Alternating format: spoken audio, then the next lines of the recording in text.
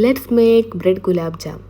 സംഭവം ഞാൻ അത് ഇൻസ്റ്റയിൽ കണ്ടൊരു വീഡിയോ ആണ് കേട്ടോ. ചില വീഡിയോസ് അങ്ങനെയാണല്ലോ, നമുക്ക് കാണുമ്പോൾ നല്ല ഇഷ്ടം തോന്നിയിട്ട് സേവ് ആക്കി വെക്കും. അങ്ങനെ സേവ് ആക്കി വെച്ച ഒരുപാട് വീഡിയോസ് എൻ്റെ പേജിലുണ്ട്. അപ്പോൾ ഞാൻ പറഞ്ഞു വരുന്നത് ഇന്നൊരു ബ്രെഡ് ഗുലാബ് ജാമിൻ്റെ വീഡിയോ ആണ്.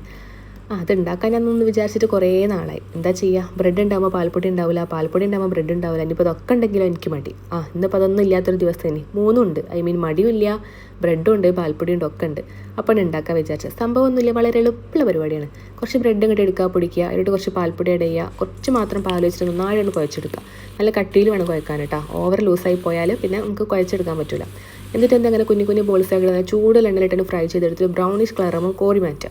അപ്പോൾ നമ്മൾ എന്തായി, നമ്മൾ ഗുലാബ് ജാമുൻ റെഡിയായി. കഴിഞ്ഞിട്ടില്ല, പരിപാടി കഴിഞ്ഞിട്ടില്ല. അതിൻ്റെ അടുത്ത് ഉണ്ടാക്കണം, ഷുഗർ സിറപ്പ് ഉണ്ടാക്കണം. ഇത് സംഭവം എല്ലാവരും ചെയ്യുന്ന മെത്തേഡ് തന്നെ. കുറച്ച് പഞ്ചസാര എടുക്കുക, വെള്ളം എടുക്കുക, കുറച്ച് ഏലക്കായ, ഒരു ഏലക്കായ ഇടുക, നല്ലോണം മിക്സാക്കുക, തിളപ്പിക്കുക. ഒരു കട്ട് ചെയ്യുമ്പോൾ വരുമ്പോൾ നമ്മൾ പൊരിച്ച് വെച്ചിട്ടുള്ള ഗുലാബ് ജാമുൻ ഉണ്ടല്ലോ, അത് ഇതിലോട്ടിടുക. കുറച്ച് നേരം മൂടി വെക്കുക. കുറച്ച് നേരം മൂടി വെച്ചാൽ അപ്പോൾ ഒരു 6-8 മണിക്കൂർ വെക്കണം മക്കളെ.